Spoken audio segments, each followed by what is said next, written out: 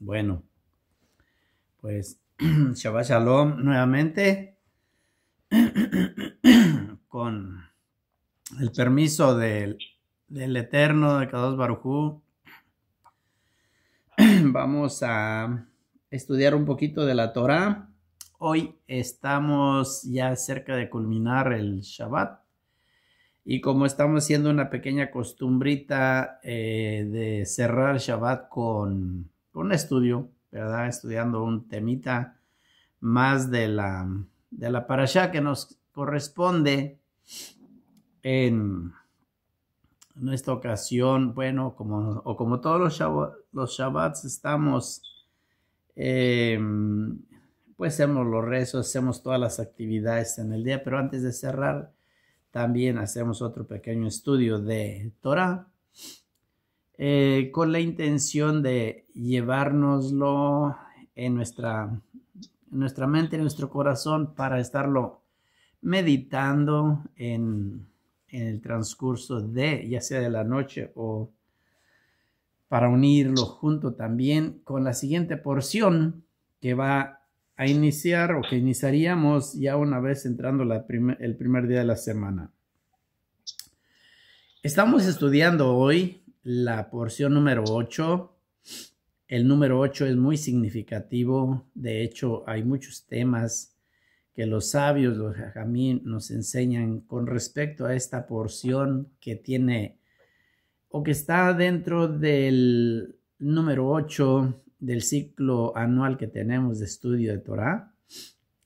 Y el número 8 es muy significativo en muchas cosas, y no va a ser mi tema sobre eso, solo lo estoy comentando, porque hay muchos temas que, o esta parashá nos lleva a hablar de muchos temas respecto al octavo. Sí, porque es muy, muy grande. Pero esta porción, en esta ocasión, pues es la número 8 del ciclo anual. Hasta ahí la voy a dejar para que se nos vaya quedando ahí de que es la número 8. ¿Cómo se llama la parashá? Vayislach. La anterior se llamó Vayetze. Esta es Vayislach. Y la porción que vamos a tener enseguida de esta porción, pues va a ser una que se dice, que llama Vayeshev. De hecho, todas las porciones, varias de estas porciones inician así con esa introducción con la Vav y la Yud. Sí, la Vav y la Yud, para en este caso Vayeslach. En la anterior Vayeshev. La anterior Vayetze, la siguiente Vayeshev. Y así varias que tenemos, en donde muchos de los verbos es o se asentó, envió, o caminó, se levantó, se fue, o cosas así, ¿no? En donde vamos teniendo todo eso en la porción tan importante que tenemos aquí en la Torah, que nos enseña la Torah, ¿sí? Y como en este caso, Vayishlach viene del verbo enviar, ¿sí?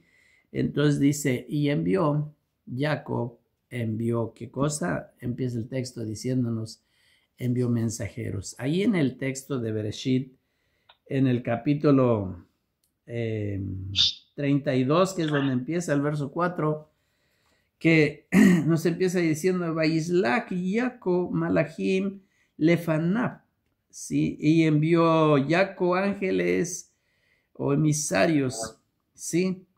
Al Esabahib, sí, a su hermano, o sea, le está mandando a su hermano, ¿sí? A sus ángeles para que le vayan a avisarle. Bueno, eso es lo que en sí viene Vayislach. Tenemos muchos temas aquí que se van desarrollando.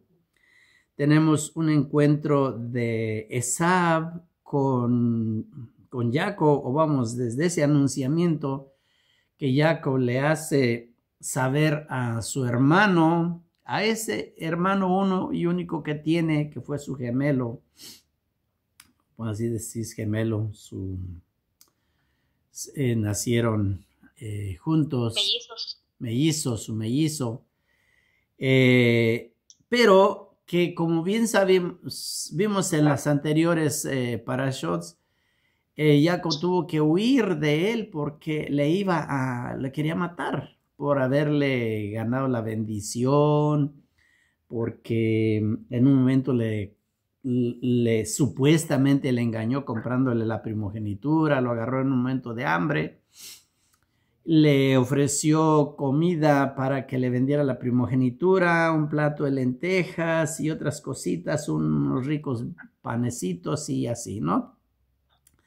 Entonces se enoja cuando ya le gana la bendición que estaba dada o que estaba preparada para el hijo primogénito, porque quiérase que no, Esab nació primero que Jacob, ¿sí? Y como dice la Torá, el primogénito es aquel que abre la matriz de la mamá. Entonces, ¿quién abrió la matriz de la mamá? Fue Esab. Entonces, él es el primogénito, pero después no le da importancia a esa primogenitura. Jacob se la compra, le paga con un plato de lentejas y otros bocadillos, y aparentemente ahora Jacob ya tiene esa primogenitura comprada, pero Esab no le da importancia y piensa Esab que lo importante de todo es la bendición que el padre puede otorgarle. Por esa razón, cuando Jacob, con engaños a su padre, le hace que le dé la bendición del primogénito, en ese momento sí que se enoja su hermano, y su hermano decide totalmente que lo va a matar. Dice, cuando muera mi padre, por honor a su padre, no quiere hacerlo en vida, y porque nos enseña la Torá que él respeta mucho a su padre, dice, cuando muera mi padre lo voy a matar. Para todo esto se entera su mamá y le dicen que se vaya, le hace del sabido a su padre también, a Isaac, y entre los dos le dicen a Jacob que mejor es que se vaya y ponga distancia de por medio. Y ya el tiempo borrará el odio, el coraje. Así que se va Jacob para la tierra donde está su tío Labán, a Padán Aram, y allá se encuentra sus esposas y ya toda la historia que ya vimos.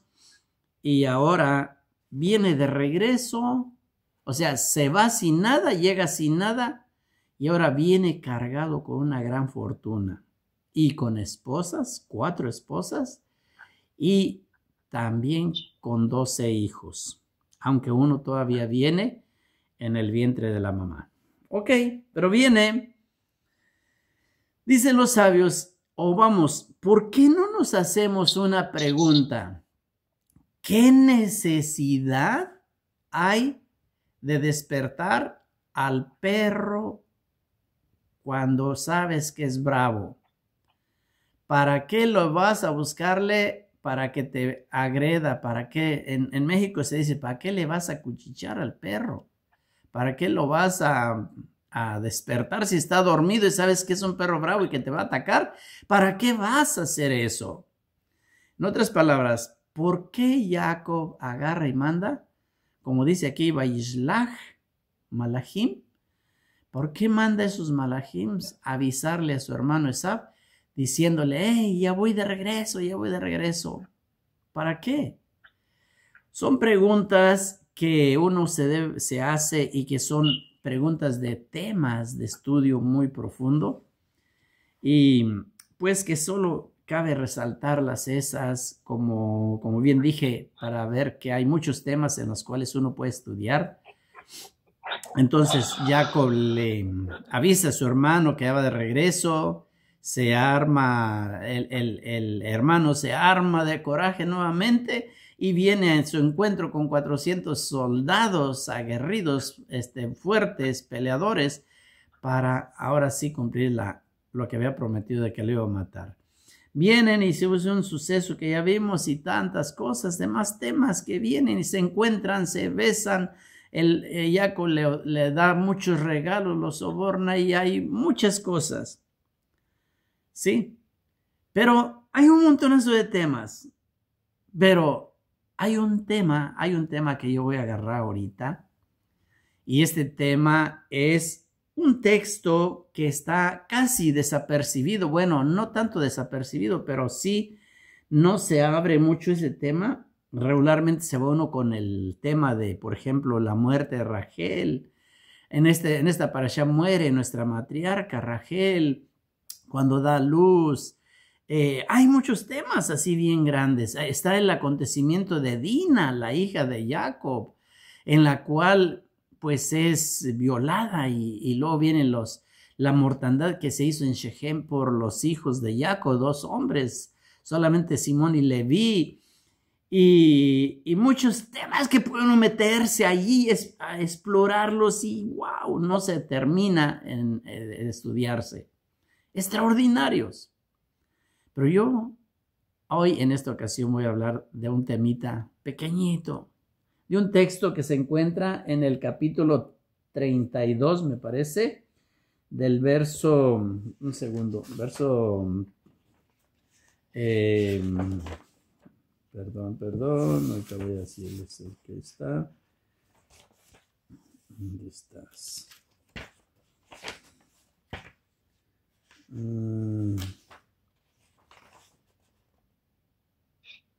¿Dónde está? Vamos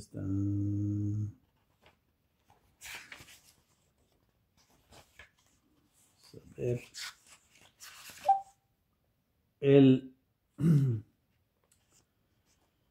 El capítulo 35, del capítulo 35, el verso 22. Ahí voy a mirar mi pequeño estudio que quiero compartir con ustedes, con la ayuda del Eterno, con su permiso y pidiéndole que Él sea el que nos ayude y que también el permiso de ustedes me ayude para poderlo desarrollar. El capítulo 35, verso 22 dice, y aconteció que cuando habitaba Israel, ¿quién es Israel? Es Jacob, ¿verdad? Pero en este caso dice Israel, hablando de, cuando nos habla de Israel nos está queriendo decir una cosa y cuando dice Jacob nos está diciendo otra cosa, ¿sí? Dice, cuando habitaba Israel en esta tierra, ¿en cuál tierra? Pues recordemos que anteriormente con los acontecimientos que se dieron, el acontecimiento de Dina, la violación, la muerte de todos los de Shechem y todo eso, pues el Eterno le dijo a Jacob que se levantara de ahí, se fuera y a donde tenía que levantarle un altar y fue allá al lugar aquel donde Jacob ha hecho una promesa que iba a ser que iba a levantarle al Eterno un altar, ¿verdad? Entonces, dice que después de ahí, Jacob o Israel van a la tierra donde están sus padres.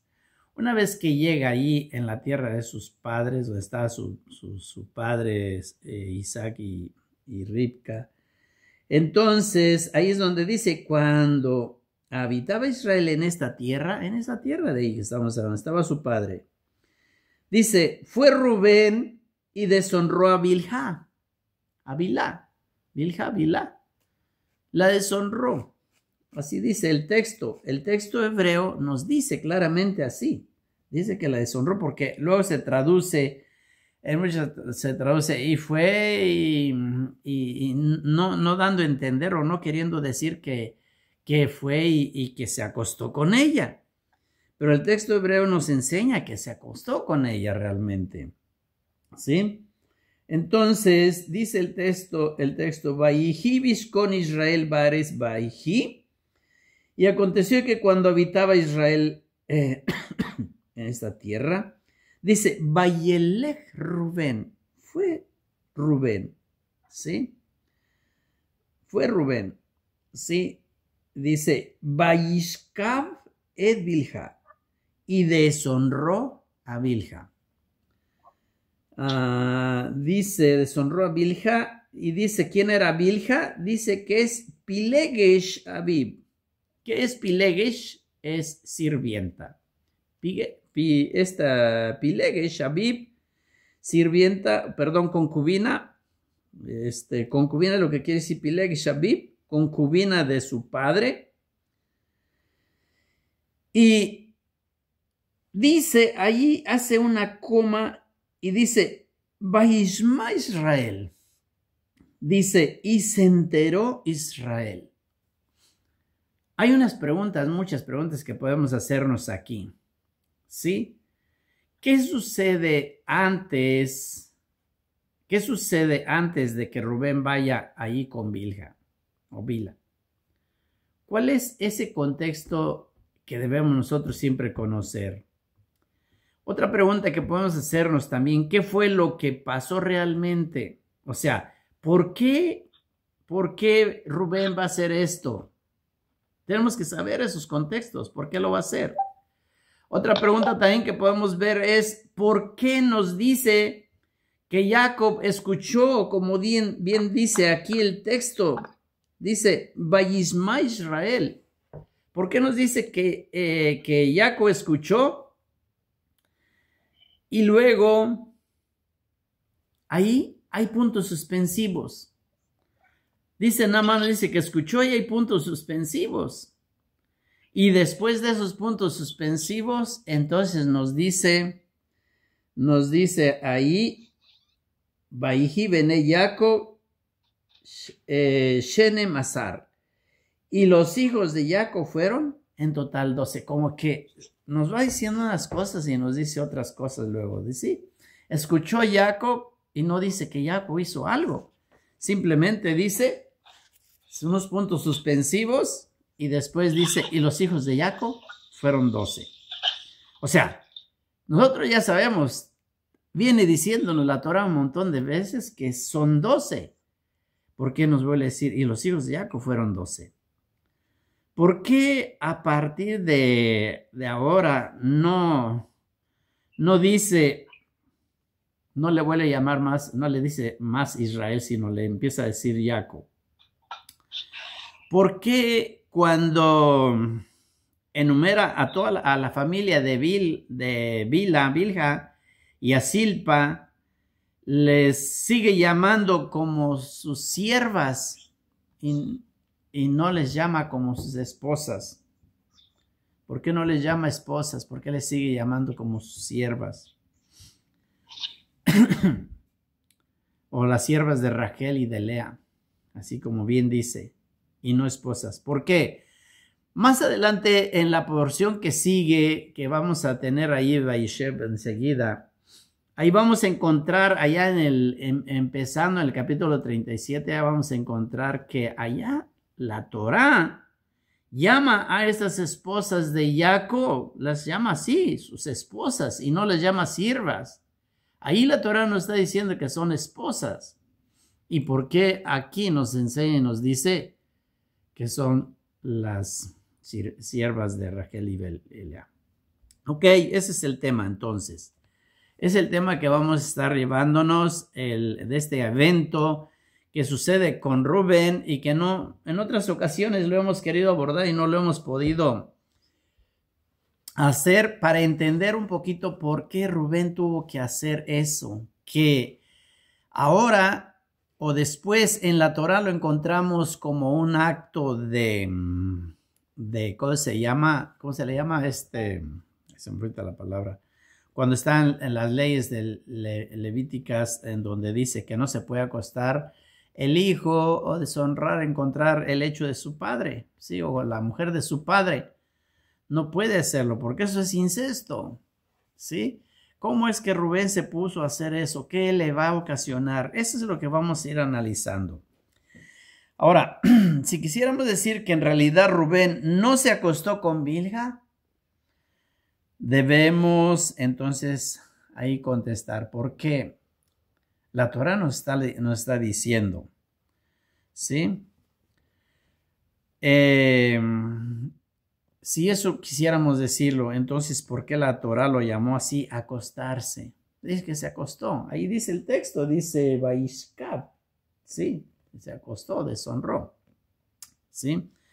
Y si no fue eso, ¿por qué la Torah la Torah lo ve tan grave que incluso lo denomina de esa manera?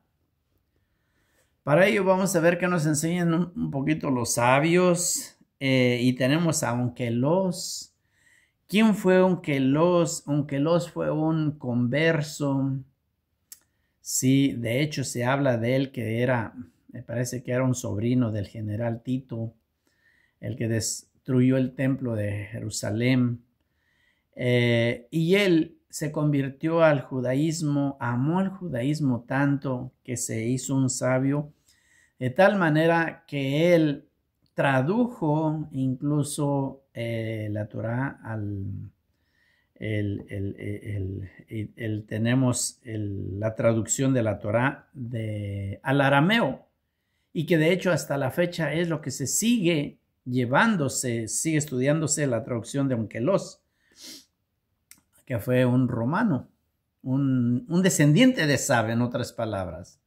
Un descendiente de Sab que amó el judaísmo y amó la Torá y la tradujo al arameo.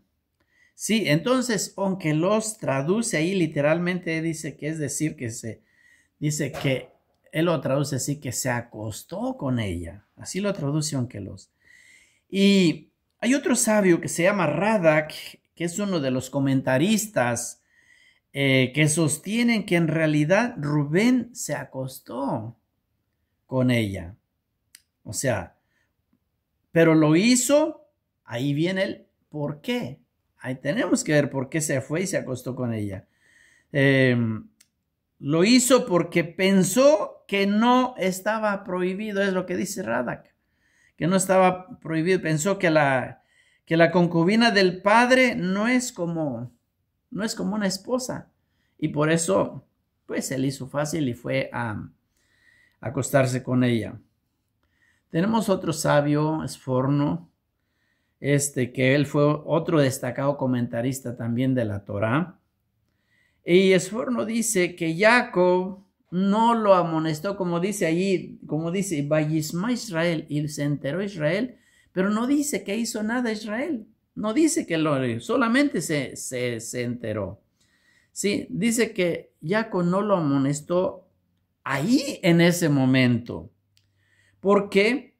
Dice que porque estaba seguro que Rubén, pues hizo teshuvá, o sea que se arrepintió de aquello y entendió que no estuvo correcto y entonces él se arrepintió.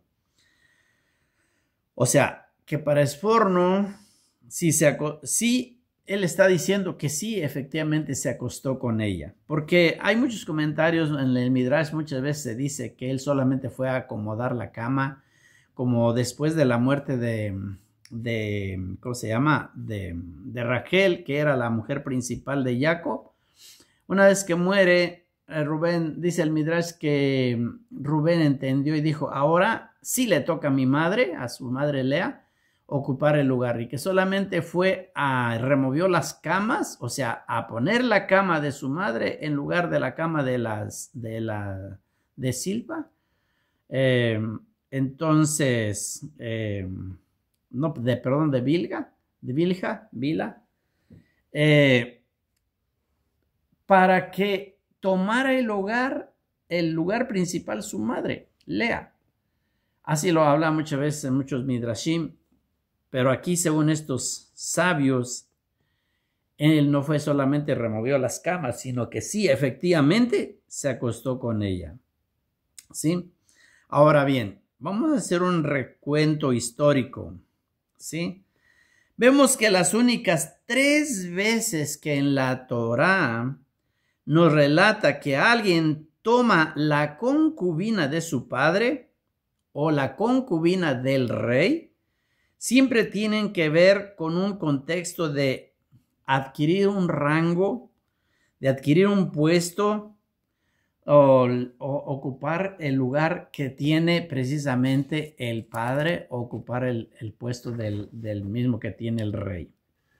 ¿Sí? Esas son las veces que nos habla la Torá. Una de ellas vemos nosotros en la Torá cuando nos habla que Abner, el jefe del ejército de Saúl, una vez muerto Saúl, se acuesta con la concubina de él, con su concubina. Y entonces,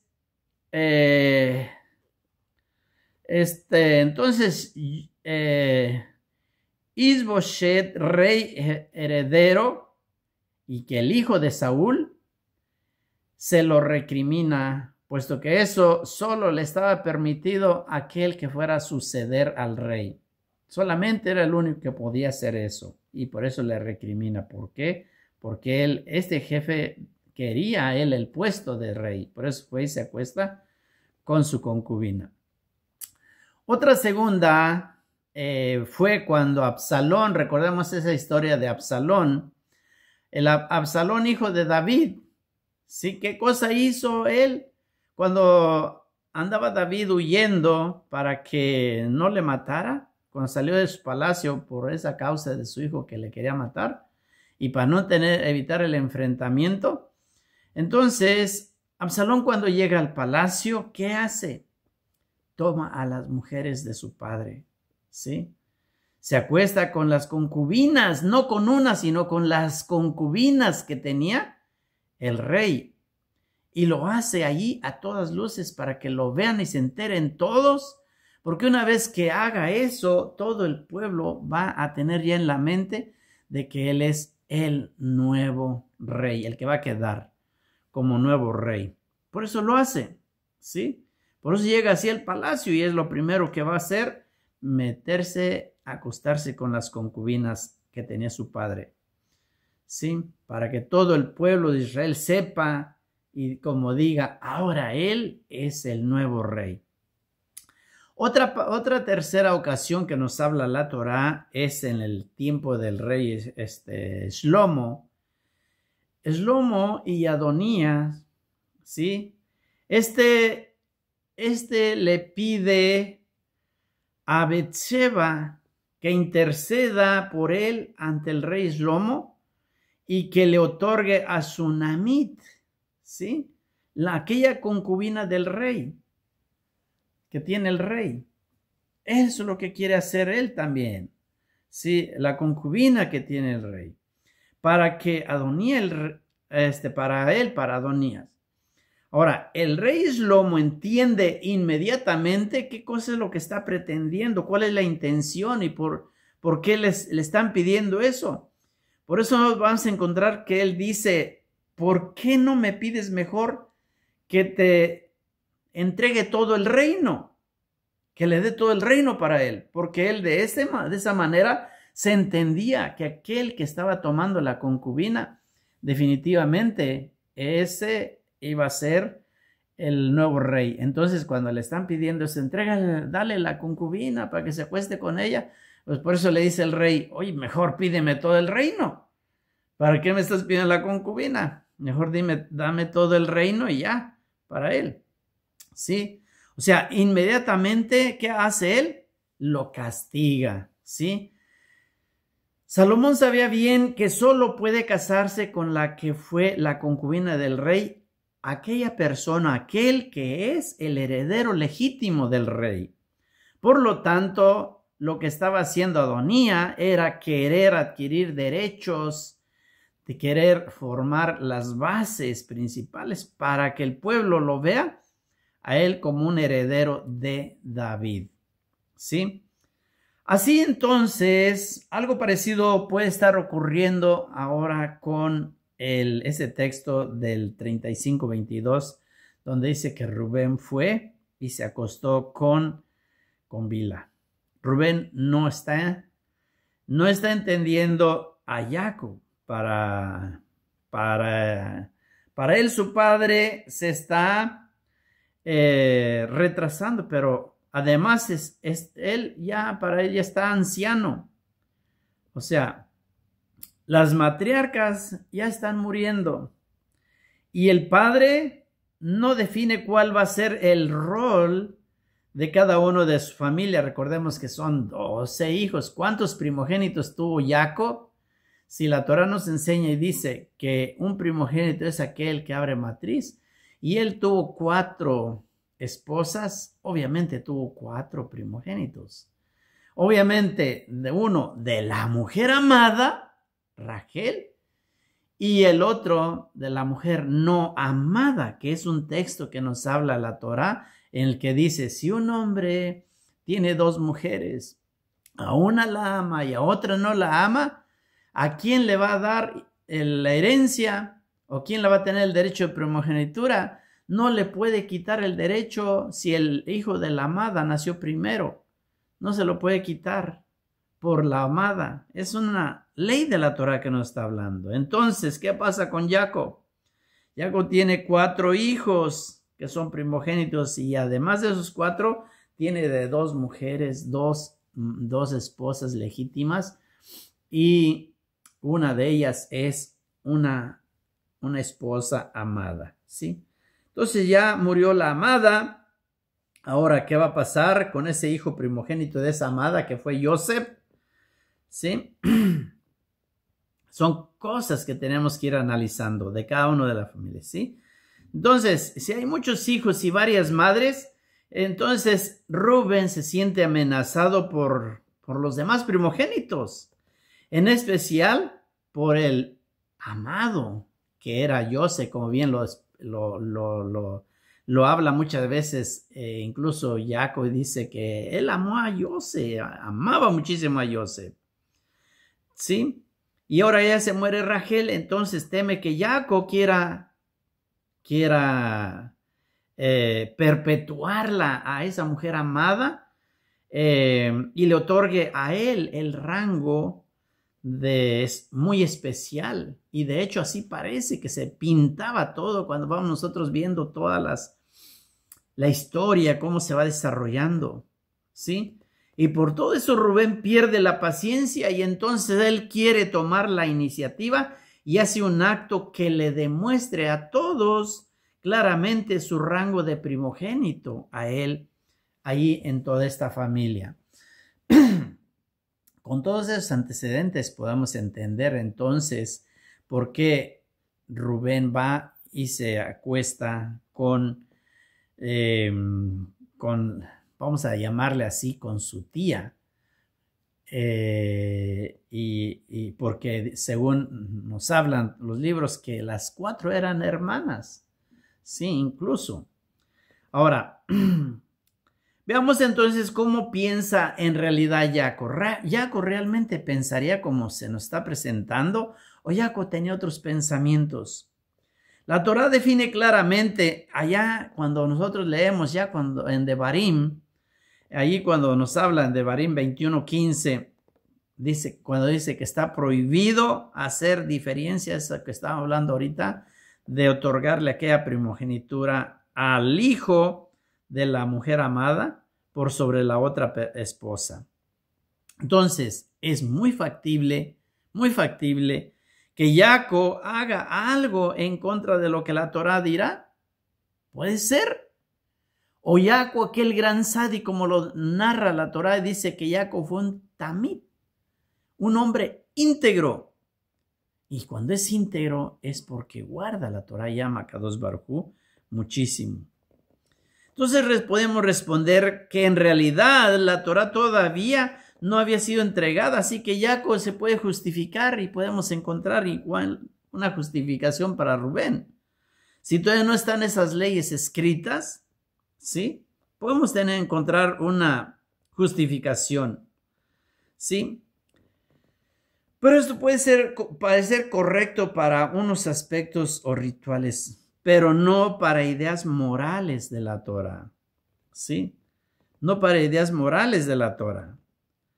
O lo que la Torah siempre está proclamando esa moralidad. No es posible que Jacob piense en hacer algo que aún sin que esté la Torah escrita, pues se vea que no es correcto. Es decir, ¿Cómo quedarían los ojos de toda la gente que él le quite la primogenitura a su hijo, que nació primerito de todos, para dárselo a uno de los que nació casi hasta el último de todos? Porque recordemos cómo fueron los nacimientos. Cuando nació Joseph, ya Lea tenía 6 hijos, ¿sí? Me parece. Tenía 4 hijos y después ya fue que nació Joseph. Y después ya le nacieron otros 2 a Lea y las sirvientas también. Pero no fue de los últimos. Entonces el primogénito de Jacob es Rubén y no Joseph. Pero aparentemente Rubén piensa que Jacob sí es capaz de hacer algo así. Hasta ahora vamos entendiendo cuál fue el móvil de Rubén. Lo que debemos ahora analizar es cómo puede ser que Rubén se haya atrevido a acostarse con una de las esposas de su padre. Eso sí, está para analizarse también. ¿Acaso Rubén estaba tan cegado, digamos así, que este tema, que ya no tenía acaso límites morales él? Es importante notar que en todo este relato la Torá se refiere a Bilha como una concubina de Jacob. No la llama esposa hasta el capítulo 37, ahí la va a llamar esposa. Pero antes la llama concubina. Podríamos preguntarnos, ¿por qué la Torá no la denomina esposa entonces? ¿Acaso no era esposa de Jacob? Era su esposa. Entonces, ¿por qué la Torá no la llama así como tal, como su esposa? La Torá nos viene a recalcar cómo la ve Rubén. Rubén no ve a Bilha como la esposa de su padre, como estamos repitiéndolo, sino que la ve como aquella concubina. Y es por eso que Rubén no lo ve como que sea un caso tan inmoral y tan grave. Él se lo justifica de esa manera y no se trata de la esposa del padre, sino solo de una concubina o, en otras palabras, de una sirvienta. Obviamente, Rubén está tan cegado por la idea de no poder, perder la primogenitura, que se permite a Bilha. Si no hubiera estado de por medio el tema tan, digamos, candente, ese tema de la primogenitura, pues nunca hubiera él llegado a hacer ese acto según la opinión de los grandes jajamim. ¿Sí? No hubiera hecho eso, no hubiera llegado a cometer un acto tan erróneo que le causó y le trajo definitivamente consecuencias no solamente para él, sino para toda su descendencia. ¿Sí? Entonces, es de notar que a partir de ahora ya no se llama Israel, sino Jacob. Así se le habla a la Torá, así cuando hablándonos allí. Hasta ahora la Torá lo llamaba Israel, pero a partir de ahora lo llama Jacob. ¿Sí? Y a las matriarcas, ¿cómo las llama la Torá? Las llama como siervas. Sefajot, que es siervas. Y vemos que todo esto se llevó aparejado un descenso de la familia. ¿Cuándo vuelve la Torá a llamarlo Israel? Hasta allá en Génesis 27:3, cuando dice que Israel amó a Joseph más que a todos sus hijos. En el 37, perdón, dije 27, es 37:3. Amó más a Joseph que a todos sus hijos. Y también figura Israel. Y luego de largo duelo, cuando se vuelve a encontrar con Joseph, es decir, Jacob ve una luz al final del túnel y justamente en Joseph. Esto no quiere decir que Rubén tenía razón de sospechar de Joseph, sino todo lo contrario. Justamente a causa de esa actitud, Rubén es que cae de su rango y eso fue lo que lo hizo definir a Jacob y tuvo que buscar a otro que realmente sea digno de continuarlo. Para analizarlo más profundamente, vamos a presentar ahora los nombres, los cuales la Torá se refiere a Israel, a Jacob. El nombre Israel está relacionado con la escuela, el camino de Abraham, el camino de Isaac. El pacto que Kadosh Baruj Hu había hecho con ellos, todos esos caminos de nombres, todo eso, cuando el Eterno les cambia los nombres, por ejemplo, a Abraham, o que le cambió el nombre a Israel, a Isaac, que le puso el nombre Isaac, es que Dios tiene que ver con el pacto que con ellos establece siempre. Antes de morir Jacob, ahí en el capítulo de Génesis de Bereshit 49, ahí se ve claramente que él lo ve a Joseph como el continuador de los patriarcas. Todas las cosas que Eloa le había dicho a Jacob, él se las dice ahora a Joseph. Vemos que Joseph se va a transformar precisamente en dos tribus. Va a recibir doble. ¿Qué cosa es lo que recibe un primogénito? Siempre. Un primogénito, dice la Torá, que tiene que recibir lo doble que los demás hermanos. ¿Qué recibió Joseph? Joseph recibió lo doble, incluso desde que se convierte en dos tribus. Desde ahí está el doblez. Mientras, ¿qué pasa con Rubén? Rubén hereda una sola parte. Es decir, que pierde todos sus derechos de primogenitura que pasan ahora a Joseph. Además, le dice que entonces van a ser muy numerosos. Y por último, le dice que los hijos de Israel serán bendecidos como... ¿Cuál es la bendición que nos hacemos siempre? Que el Eterno te haga como Efraín y Manashe. ¿Sí? Los hijos de Joseph. O sea, es algo tan extraordinario. Una doble bendición. Que te haga como Efraín y como Manashe. Si entonces rememoramos, recordamos, veremos que ese pacto que Kadosh Baruj Hu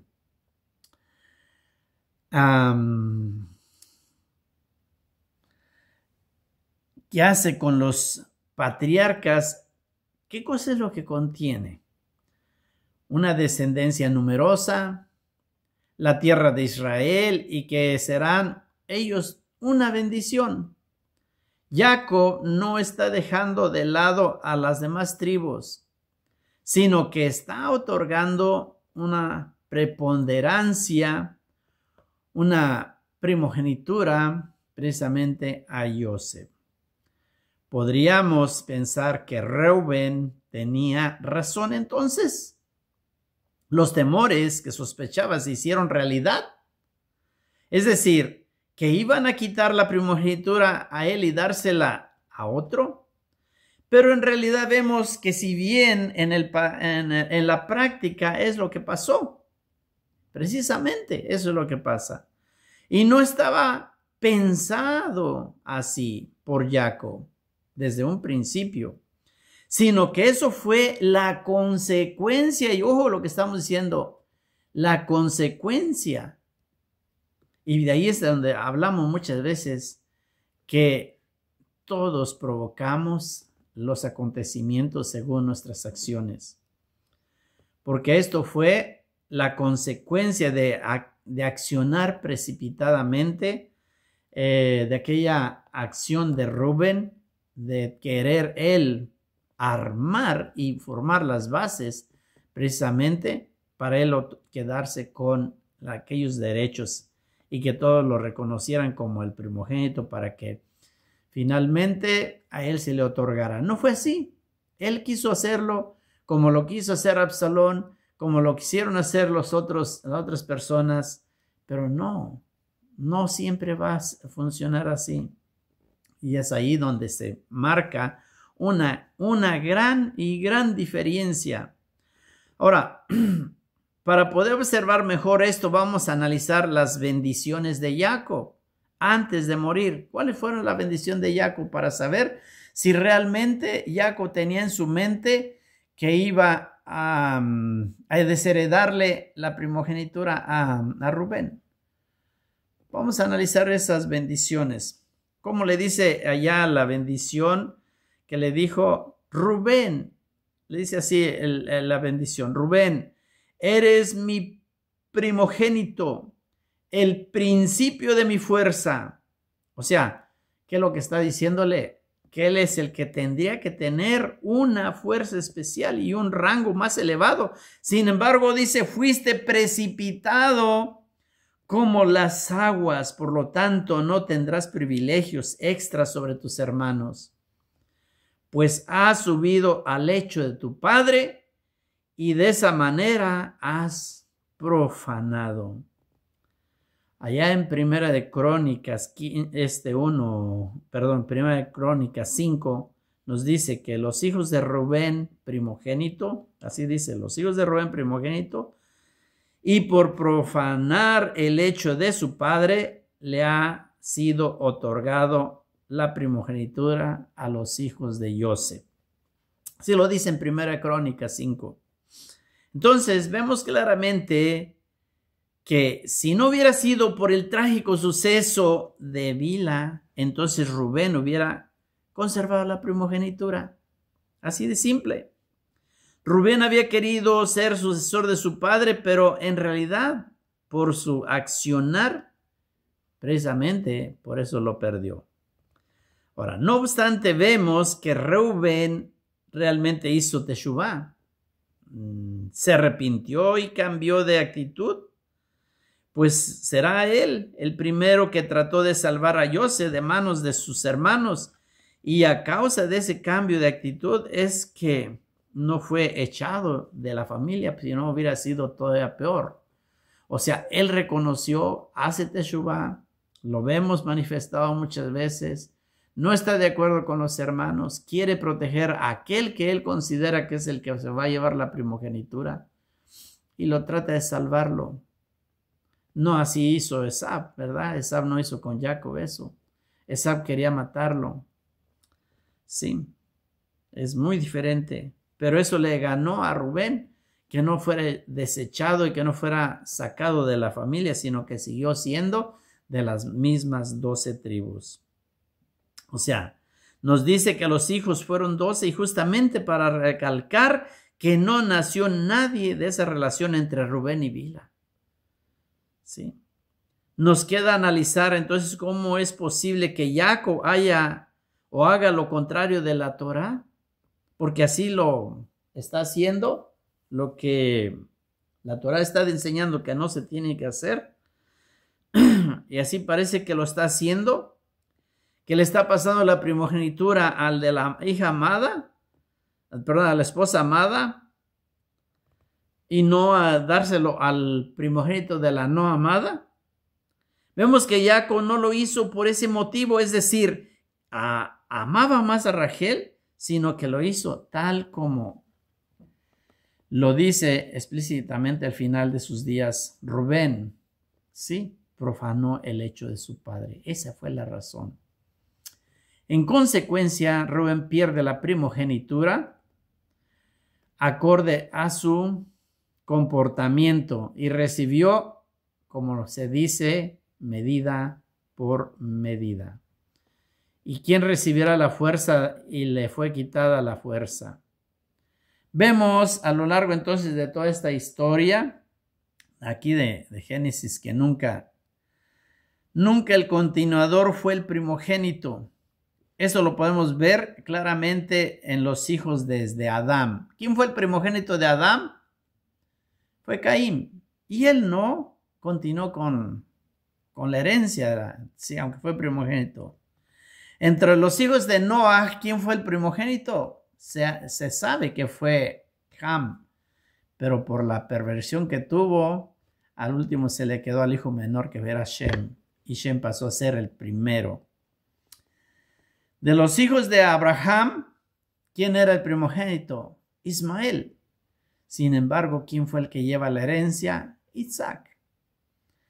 Y aún entre los hijos de Isaac, Esab y Jacob, ¿quién lleva la herencia? Jacob, el pequeño. Ahora, de los hijos de Jacob, el primogénito es Rubén. ¿Y quién va a llevar esa herencia? El más pequeño, en este caso, Joseph. ¿Sí? Y nunca el que los continuó fue primogénito.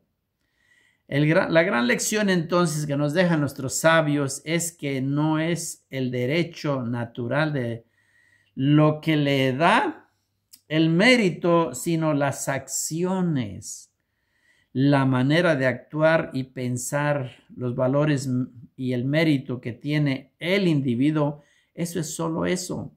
Es lo que cuenta para poder ganar el rango y primicia. Y no se trata de genética, sino de los actos meritorios. Qué interesante entonces este tema, ¿verdad? Ya se me hizo muy largo, lo voy a parar. Hay una haftará extraordinaria que está en el Sefer de Obadía, que es el de los primeros 12 profetas menores. Sí, bueno, impresionante, porque se dice que el profeta Obadía era un descendiente de Esab, y en esa profecía está recalcando el destino que le viene a este hermano de Jacob, a Esab y a toda su descendencia a lo largo de las generaciones. Es interesantísima esa parashá. Esperemos que en otro momento la podamos hablar para desglosar un poquito la interesante enseñanza que nos deja.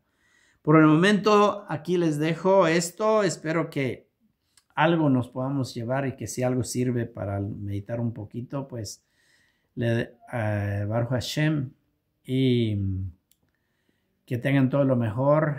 Y hasta ahorita todavía podemos decir Shabbat Shalom, porque todavía no hacemos Havdalah. Que tengan todo lo mejor y muchas bendiciones y muchas alegrías.